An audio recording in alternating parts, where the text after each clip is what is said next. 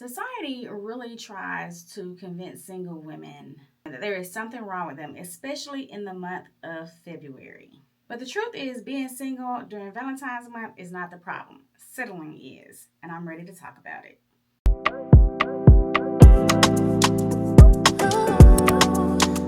There is nothing like the month of February, Valentine's month, to amplify that you are single.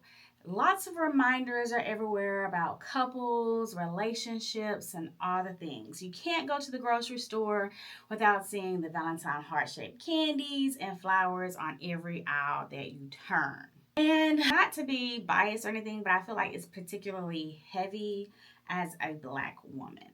But I'm here to tell you that being single is not what's painful. Being emotionally neglected is, which is one of the main reasons why I like to pour into myself emotionally. I like to build friendships where we pour into each other emotionally, and I like to spend time with family who also reciprocates my emotional outpour.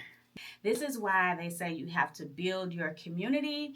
But I'm pretty sure that there are people who are in relationships who feel lonelier than people who are not in relationships. As a matter of fact, I have been in a relationship and felt lonelier in that relationship than I feel when I'm alone or single. There's a difference between being lonely and being alone.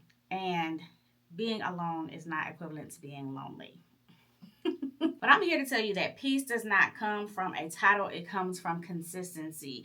And on the flip side, there are relationships out there where they are both being poured into mutually. And there's going to be some times where you're going to pour more or they're going to pour more. You should never be in a relationship where you feel like you're doing all the pouring and you're not being poured into. Now, no one should depend on you to be their everything, and you should not depend on anyone to be your everything. Yeah. So make sure that you pour into yourself, you take care of yourself, you use this time of singleness because it is also a gift. And then when you do get into a relationship, you can pour into them and expect for them to pour into you. Discuss your expectations. We're here to talk about singleness and what you can do in this time besides the typical wait and pray directives that we're usually given. I say it's better to be single than settle.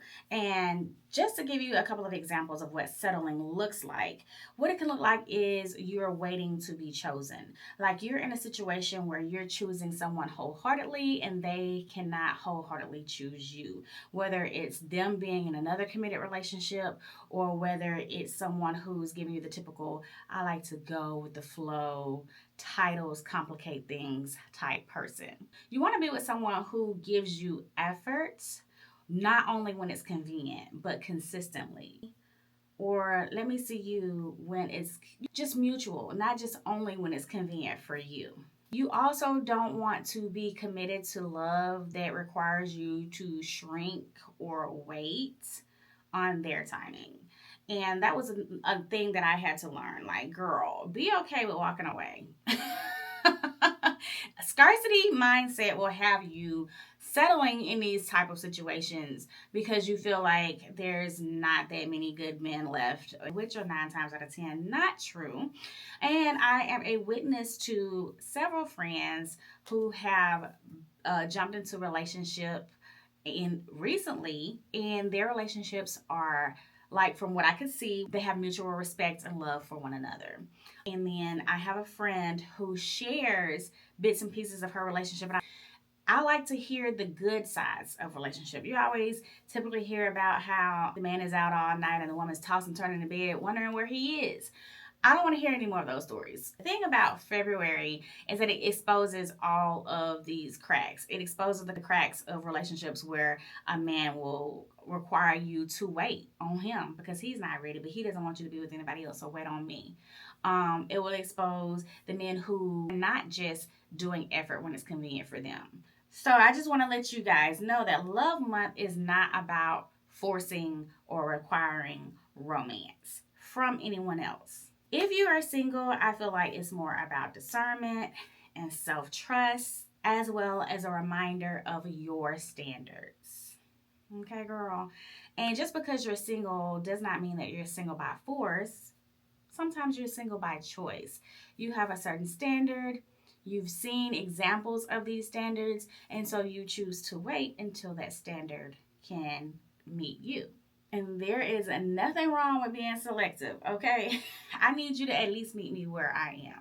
If I'm giving this kind of effort, I expect this kind of effort or better in return. And if I can't get it, your girl is out of there. Because listen, I enjoy a peaceful night in my bed, sleep and sound, not worrying or wondering what the next person is doing or where they are. So, I'm here to give you a little bit of sisterly advice. Just because you're single right now does not mean you've missed love or that your time has not yet come. It just means that you are selective and there's nothing wrong with that. You are holding out for the best of the best. And that, my friends, is major self respect. So, give yourself props for that and celebrate that. Okay. So, if this has resonated with you, please leave a comment down below, especially if you have ever felt more single in a relationship than you have in the single stage of life. If you like more content like this, please make sure that you hit that thumbs up, hit that subscription button, and when you subscribe, make sure you hit the notification bell so that you'll be notified the next time I drop another video. And be sure to share this information with a friend, especially someone who you feel could use a little bit of encouragement and uplifting during this single stage of their life. So, until next time, enjoy life with Toya.